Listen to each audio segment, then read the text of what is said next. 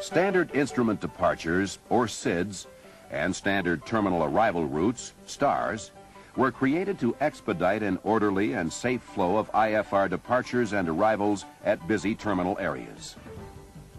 SIDs and STARs have other benefits as well. They provide an obstruction-free flight path, furnish a clear procedure to follow in case you lose communications with ATC, and often incorporate noise abatement procedures. In addition, they reduce pilot-controller communications and workload. For example, prior to SIDs and STARs, a clearance might have sounded like this. Crusader 90832 Charlie, clear to the Tampa Airport as filed. Maintain 15,000, maintain runway heading until reaching 7,000. Turn right heading 160, intercept the 138-degree radial of Denver Vortac. Cross super intersection at or above 11,300. Denver departure will be 123.85, squawk 1425. SIDs and STARs eliminate the need to repeat this type of lengthy clearance and to wait for a readback from every aircraft departing and landing at a busy airport. The previous clearance might sound like this when issued as a SID. Crusader 90832 Charlie, clear to the Tampa Airport, Denver 5 departure, then as filed. Maintain 15,000, squawk 1425. By reducing the communications, the chance of misunderstandings between pilots and controllers is greatly reduced.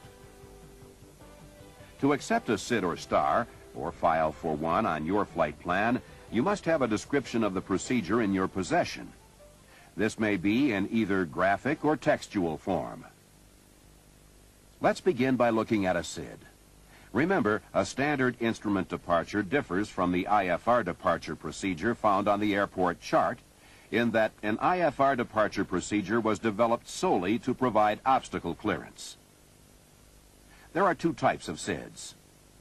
With a vector SID, a controller provides vectors for you to intercept a fix or radial along your flight path. With a pilot nav SID, you, as the pilot, have the primary responsibility for navigation.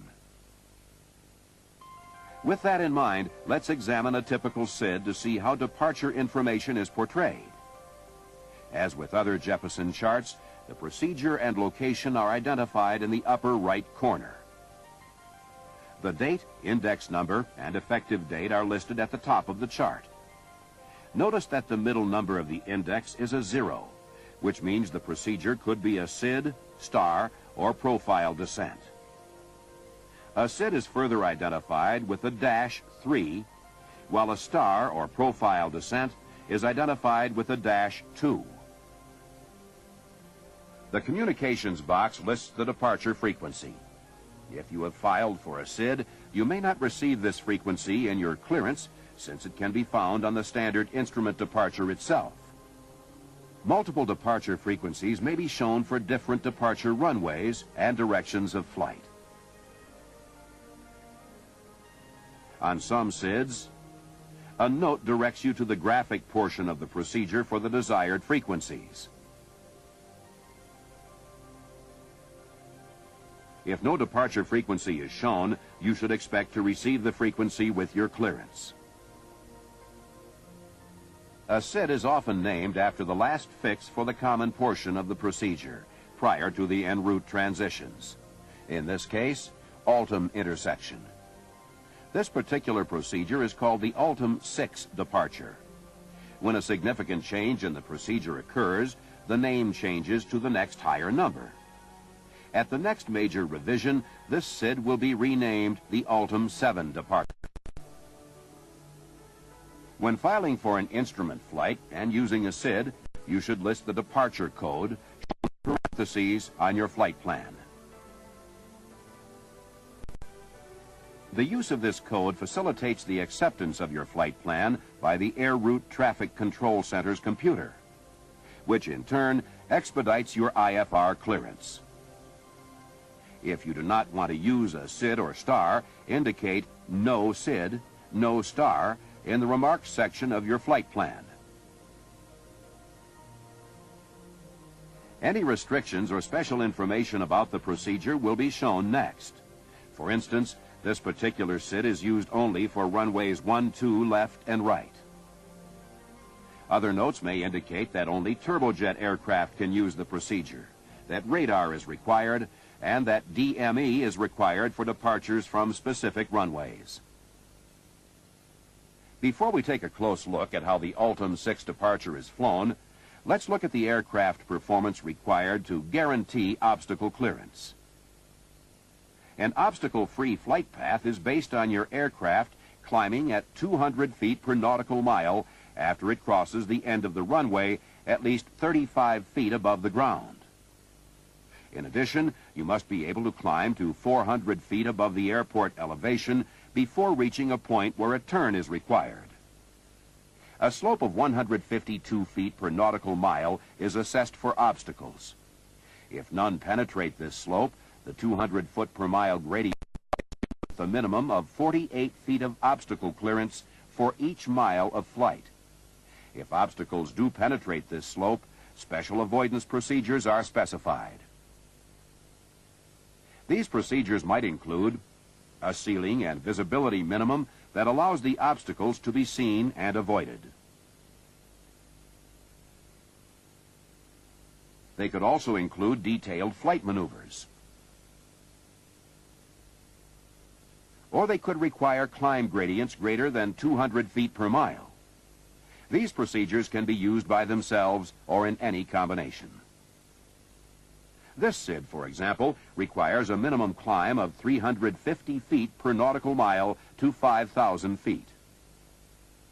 Because the gradient is in feet per nautical mile and your VSI measures feet per minute, Jeppesen provides a table located on the chart to help you convert climb gradient to climb rate. Now let's continue by reviewing additional graphic symbols on the chart. On pilot nav SIDs, the departure route is identified by bold lines. These routes lead to the fix where the SID terminates. Many SIDs incorporate transition routes shown by the dashed lines that are used to connect the basic SID to en route airways or jet routes. These transition routes are normally named after the fix where they end. For instance, the Linden transition route terminates at the Linden Vortac. Radar vectoring, shown by a line of arrowheads, is used for some SIDs when ATC provides navigational guidance to your filed or assigned route or to a fix depicted on the chart. The note states that after departing, expect vectors to your assigned route, fix, or transition. The SID and star charts may not be drawn to scale since the routes and nav aids often cover large geographical areas. This notation lets you know that distances cannot be measured accurately with a plotter. In most cases, the direct distance from the airport or runway to the SID fix is given. This value is included to help you determine the approximate mileage for flight planning purposes. To see how a standard instrument departure is flown, let's combine the textual description of the Ultim 6 departure with the graphic portrayal of the SID. We'll begin at the airport, where the runway layout is depicted, along with the airport name and elevation. To help you identify the primary airport from which the SID begins, an airport depiction screen is provided. The graphic also shows that the San Jose VOR DME is located on the field. On both SIDs and stars, the nav aid identification is given in a shadow box. When departing runway 12 left or right, your initial climb is via a heading of 122 degrees. Maintain this heading to intercept and fly outbound on the 129-degree radial from Oakland Vortac. The Oakland nav aid data is shown above this section of the chart. At an altitude of 4,000 feet, turn left to a 300-degree heading. Continue your climb and maintain this heading to intercept the 004-degree radial from San Jose. An altitude restriction indicates that you should intercept the radial at or above 5,000 feet. Proceed outbound on the 004-degree radial to Altum intersection. A special note states that turbojet aircraft must cross the San Jose 16 DME fix at or above 11,000 feet. Once you reach Altum intersection, proceed along your assigned route or transition route, whichever is appropriate to your clearance. This particular SID offers two transition routes, Sacramento and Linden. The transition route's name and its computer code are shown both in the textual description and along the route.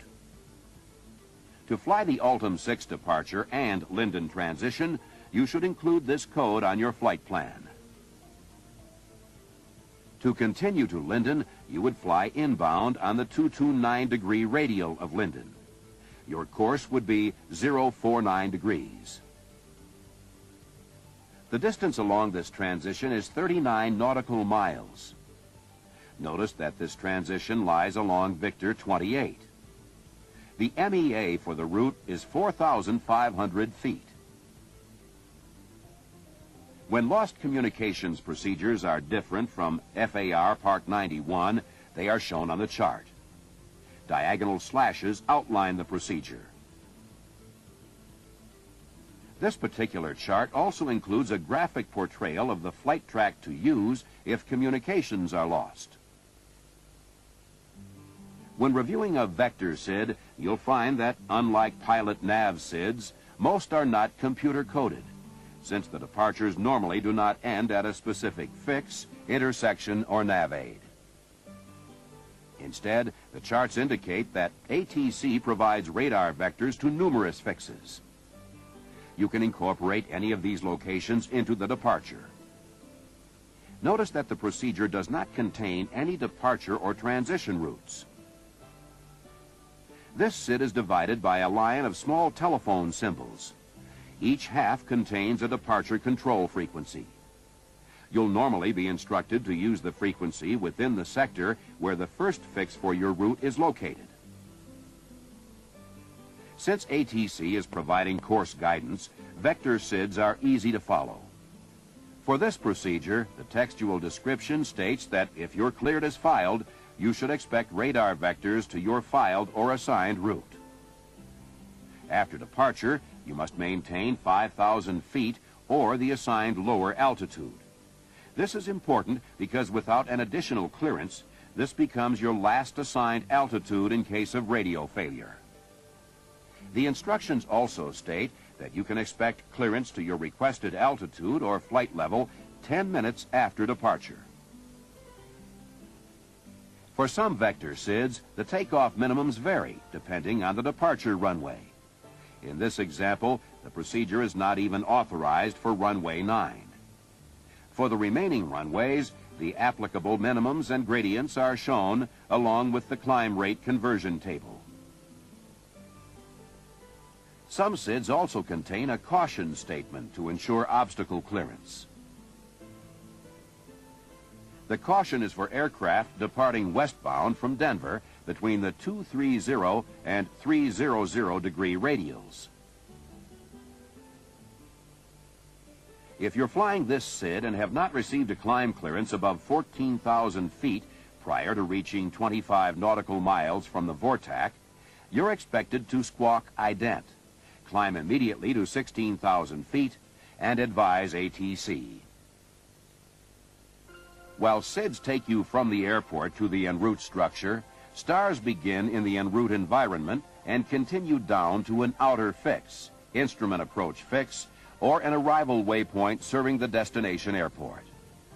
In most cases, radar vectors are then provided for interception of the final approach course. Stars look very similar to SIDs because the heading, routes, codes, narrative description, and symbols use the same basic format. One difference, however, is found in the communication section.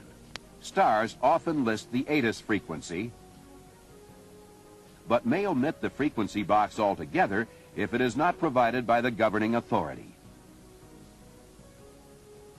The RISTI 2 arrival is a typical star because it consists of transition routes and an arrival route from which you can expect radar vectors to the final approach course. Assuming you filed the Manteca transition, you would fly outbound from the Vortac on the 215-degree radial. The transition information is nearly the same as that shown on a SID, with the name, computer code, MEA, and distance provided. However, for a star, the transition is named for the point of origin, and the transition code is listed before the arrival code. This transition ends at the 22 DME fix from Manteca, which is the Risti intersection. From there, the arrival route continues along the same radial.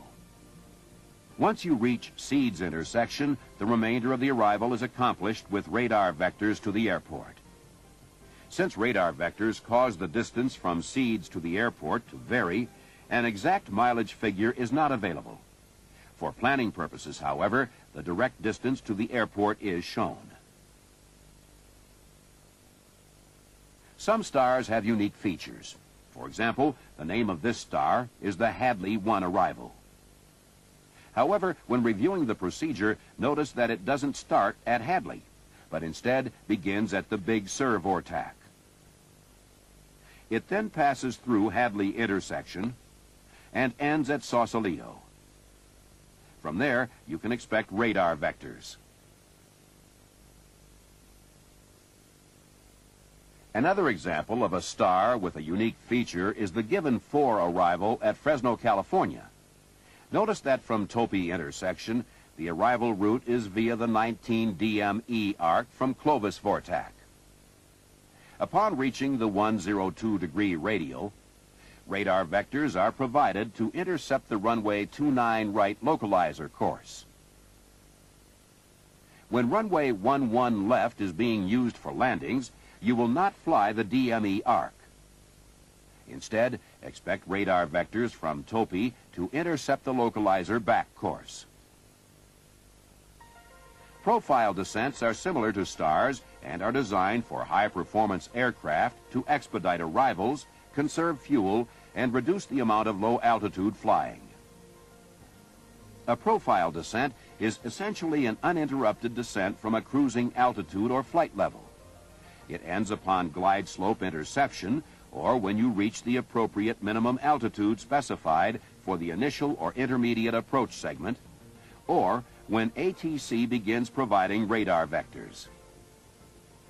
It's essential to note that a clearance to fly a profile descent does not constitute a clearance to fly an instrument approach procedure. In reviewing the runway 24 and 25 profile descent, notice the procedure shows essentially the same types of navigational data as a star. As you begin your descent beyond Fillmore, your route of flight is depicted by bold arrows. The intersections along the way signify course changes and restrictions to your altitude and airspeed. For example, you must cross Simon intersection between 12,000 and 15,000 feet and at a speed of 280 knots. Notice that flight information items which can be read on your instrument panel are shown in bold type.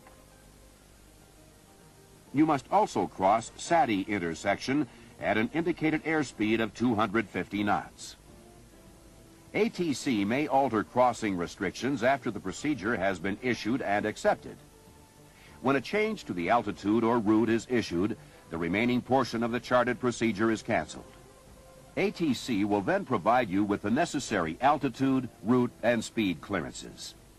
If you're only issued a revision to the depicted airspeed, all charted airspeed restrictions become void. However, the charted altitudes and routes are not affected. If you cannot comply with a charted route or altitude due to the speed revision, you must immediately advise ATC. Since the charted procedure is canceled with the issuance of an altitude or route change, the minimum en route altitudes are shown for each route segment. These altitudes are important in case of radio failure, since maintaining them ensures acceptable navigational signal reception and meets obstacle clearance requirements. SIDS, stars, and profile descents are published primarily to help simplify complex clearances, reduce frequency congestion, and control the flow of traffic to and from busy terminal areas. A knowledge of their benefits and limitations will help simplify your departures and arrivals at the airports served by these procedures.